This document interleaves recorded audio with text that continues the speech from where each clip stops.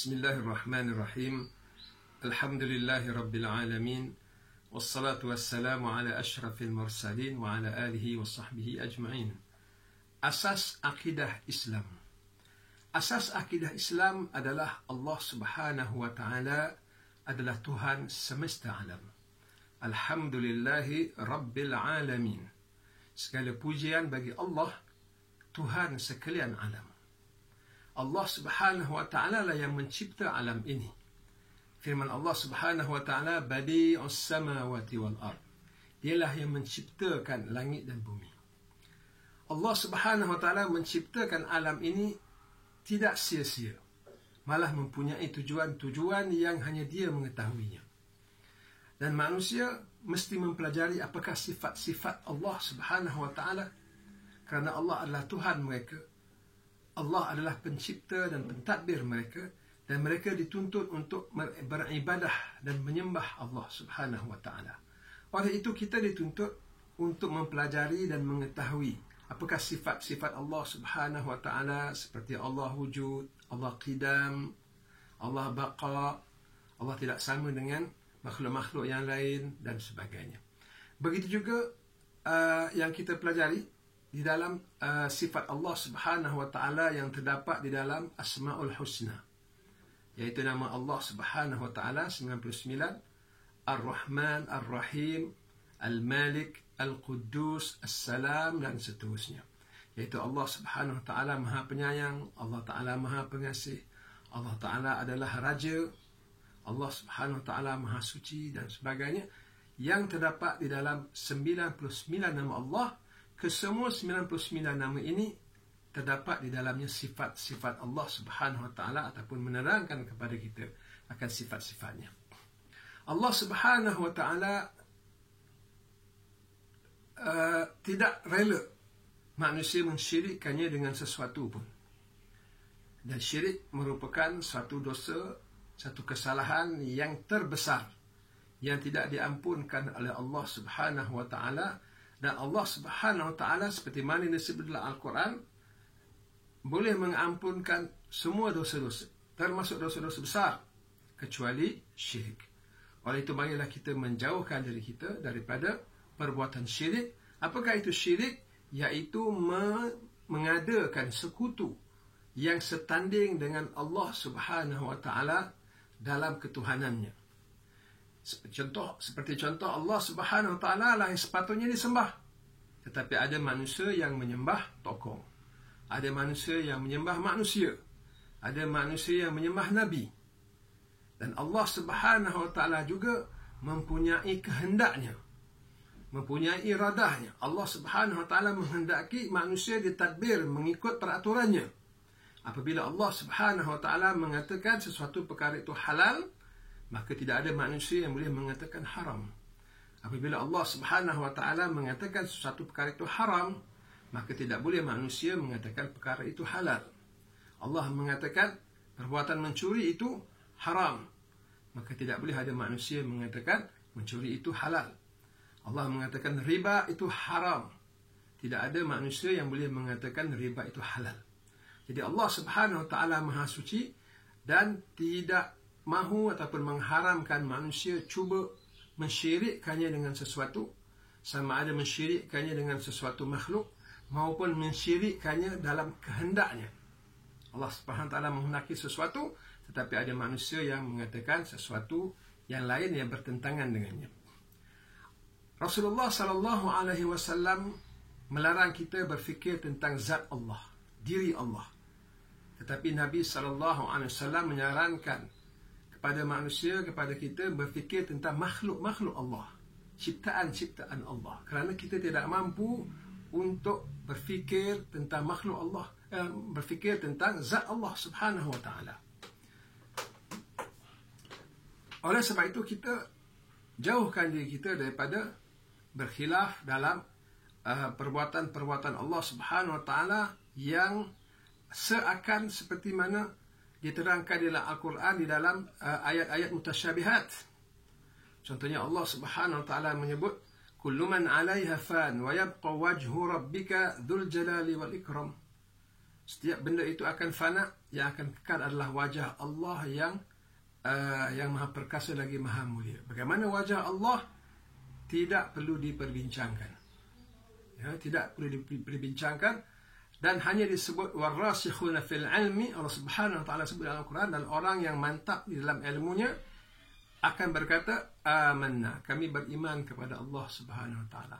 Warasikhuna fil ilmi yaquluna amanna kullu min 'indi rabbina wa ma yadhakkaru illa ulul albab. Semua itu datang daripada Allah. Allah yang menurunkan Al-Quran, Allah yang menurunkan ayat tentang wajah Allah, tentang tangan Allah. Tidak akan sama dengan makhluk, serahkan kepada Allah Subhanahu wa taala. Itu akidah Islam yang penting, yang asas. Kemudian Allah Subhanahu wa taala menciptakan syurga dan neraka. Sebagai balasan bagi orang-orang yang taat, mereka akan mendapat syurga, dan bagi mereka yang derhaka, yang berdosa, Allah Subhanahu wa taala akan mengazabnya di dalam neraka. Wa yazubillah min zalik. Allah Subhanahu wa taala akan menghitung amalan manusia di hari kiamat. Kemudian manusia akan berada di alam akhirat kekal abadi, sama ada di dalam syurga maupun di dalam neraka. Oleh sebab itu, marilah kita beriman kepada Allah Subhanahu wa taala, taat kepadanya, mengikut dan mematuhi dan melaksanakan apa yang disuruh dan meninggalkan apa yang dilarang. Mudah-mudahan Allah Subhanahu wa taala menempatkan kita ke dalam syurganya. Kemudian di antara asas akidah di dalam Islam adalah Allah Subhanahu wa taala mengutuskan para rasul alaihi wassalatu wassalam, dan sebahagian daripada mereka diberi Alkitab. Dan hendaklah umat Islam beriman kepada semua rasul-rasul yang diutuskan oleh Allah Subhanahu wa taala, dan semua kitab-kitab yang diturunkan kepada sebahagian para rasul. Dan hendaklah kita beriman dan bersaksikan bahawa Nabi yang terakhir dan Rasul yang terakhir yang diutuskan oleh Allah Subhanahu wa taala adalah Rasulullah sallallahu alaihi wasallam, iaitu Nabi Muhammad sallallahu alaihi wasallam. Kemudian termasuk di dalam akidah Islam lagi adalah beriman bahawa Al-Quranul Karim adalah kitab yang terakhir. Kitab yang terakhir menjadi petunjuk kepada manusia, dan manusia dituntut untuk beriman kepadanya dan melaksanakan tuntutan-tuntutan yang terdapat di dalam Al-Quran. Dzalikal kitabu la raiba fihi. Itulah Alkitab, iaitu Al-Quran, tidak ada keraguan di dalamnya. Datang daripada Allah Subhanahu wa taala. Dan Allah Subhanahu wa taala mencabar manusia yang cuba mendakwa bahawa Al-Quran ini direka oleh Muhammad ataupun dicipta oleh siapa-siapa makhluk di dunia ini. Ya, Allah Subhanahu wa taala telah mencabar mereka untuk membuktikan dakwaan mereka. Wa in kuntum fi raibin mimma nazzalna ala abdina fa'tu bi surah. Kalau kamu masih ragu-ragu Al-Quran yang kami turunkan kepada hamba kami, iaitu Muhammad, cuba buat satu surah. Ya, dalam ayat yang lain cuba datang satu ayat ataupun datangkan 10 ayat. Dalam ayat yang lain datangkan satu Al-Quran. Sehingga ke hari ini manusia sepanjang zaman tidak mampu dan tidak akan mampu untuk menandingi kehebatan Al-Quran, kebenaran Al-Quran. Kemudian kita bukan sahaja dituntut beriman, mempercayai, tetapi kita mestilah melaksanakan Al-Quran, apa yang terdapat di dalamnya, perintah-perintahnya, undang-undangnya, perlembagaan. Seperti mana disebut oleh sebagian ulama, Al-Quran itu adalah perlembagaan umat Islam. Maka umat Islam mesti menjadikan Al-Quran itu sebagai satu-satunya panduan, dan tidak mencedok daripada ideologi, falsafah barat, falsafah Greek, falsafah komunis, falsafah sosialis dan sebagainya, untuk ditempelkan bersama dengan Islam. Satu hari Nabi SAW mendapati Sayyidina Umar Al-Khattab sedang memegang lembaran Taurat. Ya, mungkin Sayyidina Umar hendak mengkaji Taurat ataupun hendak membacanya ataupun sebagainya. Maka Rasulullah SAW ingin memastikan bahawa Sayyidina Umar tetap berpandukan Al-Quran sahaja, merujuk kepada Al-Quran sahaja dari segi perlaksanaan, dari segi perundangan, dari segi akidah. Lalu Nabi sallallahu alaihi wasallam bersabda, "Lau kana Musa hayyan baina adhhirikum ma wasa'ahu illa an yattabi'ani." Yang bermaksud sekiranya Nabi Musa yang Allah Ta'ala turunkan Taurat, yang Sayyidina Umar sedang memegang lembaran Taurat tu, Nabi berkata, sekiranya Nabi Musa hidup sekarang bersama-sama dengan kita, maka tidak ada jalan baginya melainkan dia mesti mengikut aku. Mengikut Nabi sallallahu alaihi wasallam juga bermakna mengikut Al-Quranul Karim yang diturunkan oleh Allah Subhanahu wa taala kepada Rasulullah sallallahu alaihi wasallam sahaja. Ya, sahaja. Maka tidak sekiranya Taurat itu sendiri Nabi sallallahu alaihi wasallam mencegah Sayyidina Umar daripada merujuknya, apatah lagi kitab-kitab, buku-buku, karangan-karangan manusia yang lain, lebih-lebih lagi manusia yang kufur kepada Allah Subhanahu wa taala. Maka tidak selayaknya bagi orang-orang Islam dan orang yang beriman menjadikan itu sebagai rujukan asasi kepada mereka. Ya, apatah lagi perkara-perkara bertentangan yang tidak selari dengan Al-Quran dan Al-Hadis. Demikian asas akidah Islam, iaitu beriman dan menerima Al-Quran sahaja sebagai asas sumber resmi kepada perundangan Islam. Asas akidah Islam juga menuntut manusia beribadah semata-mata kepada Allah Subhanahu wa taala. Wa ma khalaqtul jinna wal insa illa liya'budun, yang bermaksud, dan aku tidak menciptakan jin dan manusia melainkan untuk mengabdikan diri kepada aku. Yang dimaksudkan dengan mengabdikan diri kepada aku adalah menjadikan Allah Subhanahu wa taala sebagai Tuhan yang disembah, menjadikan Allah Subhanahu wa taala sebagai satu-satunya tempat untuk dirujuk, menjadikan Allah Subhanahu wa taala satu-satunya tempat untuk dicintai, menjadikan Allah Subhanahu wa taala satu-satunya tempat matlamat segala amal perbuatan kita di dunia ini. Dan tidak ada yang bertentangan dengan kehendak Allah Subhanahu wa taala. Maka kita sebagai manusia mestilah takut kepada Allah semata-mata. Kita mestilah berzikir kepada Allah Subhanahu wa taala. Kita mestilah cinta kepada Allah Subhanahu wa taala. Qul in kuntum tuhibbunallaha fattabi'uni yuhibbukumullah. Katakanlah, sekiranya kamu mencintai Allah, ikutlah aku, iaitu ikutlah Muhammad, yuhibbukumullah. Nescaya kamu akan dicintai oleh Allah, wa yaghfir lakum dhunubakum, dan Allah akan mengampunkan dosa-dosa kamu. Maka hubungan manusia dengan Allah, hubungan kita dengan Allah bukan sekadar hubungan kita diwajibkan buat berpuasa, kita diwajibkan bersolat arahan semata-mata, tetapi hubungan manusia dengan Allah juga adalah hubungan cinta, hubungan kasih sayang, hubungan keyakinan. Semua itu datang daripada hati seorang mukmin yang benar-benar yakin, beriman kepada Allah dan ikhlas kepadanya. Asas akidah Islam juga, kita mesti bertawakal kepada Allah Subhanahu wa taala dengan sebenar-benar takwa. Allah pemilik alam ini, pencipta alam ini. Apabila kita meletakkan tawakal kita kepada Tuhan yang begitu agung, begitu besar, maka kita yang kerdil ini menjadi Rabbani, insan yang kuat, yang tidak ada tolak bandingnya. Sebab kita berhubung ataupun meletakkan keyakinan kita kepada Tuhan yang Maha Berkuasa.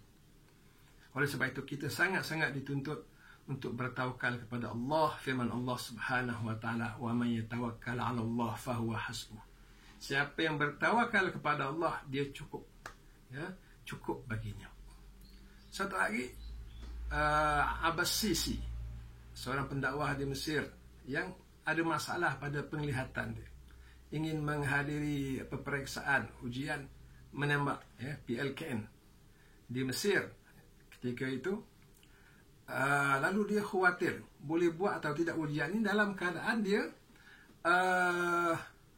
matanya tidak elok.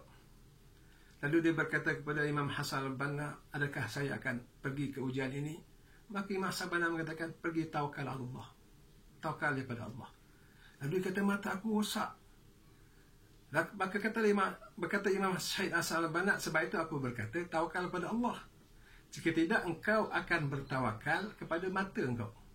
Mata sihat boleh lulus ujian, mata tak sihat, tak elok, tak lulus ujian. Tawakal kepada Allah. Maka dia bertawakal kepada Allah dan menduduki ujian menembak, dan dia lulus dengan cemerlang. Demikian tawakal kepada Allah Subhanahu wa ta'ala. Kemudian kita termasuk di dalam asas akidah Islam adalah bersyukur kepada Allah Subhanahu wa ta'ala. Masya Allah. Allah Subhanahu wa ta'ala yang maha berkuasa menciptakan kita dan telah menciptakan kita. Kemudian dia berinya kita rezeki. Kemudian dia berinya pada kita tempat tinggal. Diberikannya kepada kita pendengaran, penglihatan dan hati. Sehingga kita mendapat ilmu dan kita mengenalinya. Dan kita mendapat panduan kehidupan yang ramai orang-orang kafir tercari-cari tapi tak jumpa. Ini semua nikmat yang wajib kita syukuri. Dan apabila kita bersyukur, insya-Allah Allah Subhanahu wa taala akan menambah lagi nikmat kepada kita. Seperti mana firman-Nya, la in syakartum la azidannakum. Sekiranya kamu bersyukur, aku akan tambah lagi. Wa la in kafartum, tapi sekiranya kamu kufur, inna adzabi lasyadid. Sesungguhnya azab aku sangat pedih. Satu hari seorang hartawan menerima kunjungan daripada orang-orang yang ingin meminta bantuan kewangan dalam bulan Ramadan. Ini berlaku di negara Arab, dan ramai umat-umat Islam daripada seluruh dunia memang setiap kali Ramadan berjumpa dengan beliau, beratur jumpa beliau. Jadi bila bertanya kamu daripada mana dan sebagainya, maka dia akan tulis kat cek sekian ratus dolar ataupun sekian ribu dolar Amerika, dan akan bagi cek tu. Sehingga datang seorang daripada India mengadu kepada dia bahawa ada masjid di India, kalau tidak dibaiki, masjid lama yang bersejarah, yang besar tapi telah ketinggalan dan tidak ada kemampuan bagi umat Islam untuk membaiki masjid itu, maka kerajaan India dan juga golongan-golongan pelampau Hindu ni, mereka memberi ancaman mereka akan ganti dengan binaan yang lain. Mana akan hilanglah masjid tersebut. Maka dia merayu, tapi perbelanjaan yang besar, mereka tak mampu untuk membaiki masjid ini. Tolonglah Tuan, bantulah kami. Hartawan ini bila mendengar nasib umat Islam di India dan nasib masjid tersebut, beliau tidak menulis cek dengan tangannya sendiri. Sebaliknya dia serahkan kepada yang datang meminta derma ini, dia sendiri yang menulis cek tersebut. Terpulanglah pada kamu, berapa kamu nak, tulis saja. Lalu sahabat ni menulis 5 juta US. Ataupun seingat saya, sama ada 5 juta US ataupun 8 juta Amerika. Isteri hartawan ni bila melihat, dia kata, afqartana. Ini diceritakan oleh Syekh Said Noh dalam satu ceramahnya. Isteri dia kata, kau memiskinkan kami. Lalu dia kata pada isterinya, hartawan ni, uskuti, senyap, al-mal malullah. Sesungguhnya harta adalah harta Allah Subhanahu wa ta'ala. Tulis walaupun kau nak. Lalu dia tulis 5 juta US ataupun 8 juta US. Lalu dia koyakkan cek, dia beri, ambil. Demikian syukur dia kepada Allah Subhanahu wa ta'ala dengan menderma sedemikian banyak hartanya demi untuk umat Islam di India, dan umat Islam di India adalah umat Islam semuanya. Demikian kesyukuran dia kepada Allah Subhanahu wa ta'ala dengan mengorbankan wang ringgitnya. Tapi Allah Subhanahu wa ta'ala telah berjanji, la in syakartum la azidannakum. Sekiranya kamu bersyukur, aku akan tambah lagi. Hari yang sama, waktu petang, saham dia naik dan dia untung 90 juta US. Di antara asas akidah Islam lagi adalah beristighfar kepada Allah Subhanahu wa ta'ala. Masya Allah. Setiap anak Adam ini khata'un wa khairu khata'in at-tawabun. Setiap anak Adam melakukan kesalahan, dan sebaik-baik yang melakukan kesalahan adalah hamba-hamba yang bertaubat. Rasulullah sallallahu alaihi wasallam sendiri bertaubat kepada Allah Subhanahu wa ta'ala setiap hari lebih daripada 70 kali. Oleh itu marilah kita juga sentiasa bertaubat kepada Allah, beristighfar kepadanya. Dan di antara asas akidah Islam lagi adalah muraqabah, sentiasa merasakan Allah Subhanahu wa taala memerhatikan kita. Ya, Allah Subhanahu wa taala memerhatikan kita, maka lahirlah perasaan takut dan berharap dan cinta kepada Allah Subhanahu wa taala dan menjauhkan diri kita daripada melakukan maksiat kepadanya. Ma yakunu min najwati salasatin illa huwa rabi'uhum. Dan tidaklah mereka dalam keadaan berbisik-bisik seramai 3 orang, melainkan Allah Ta'ala yang keempat. Wala khamsatin illa huwa sadisuhum. Dan tidaklah mereka berlima berbincang-bincang dalam keadaan tertutup, melainkan Allah yang keenam.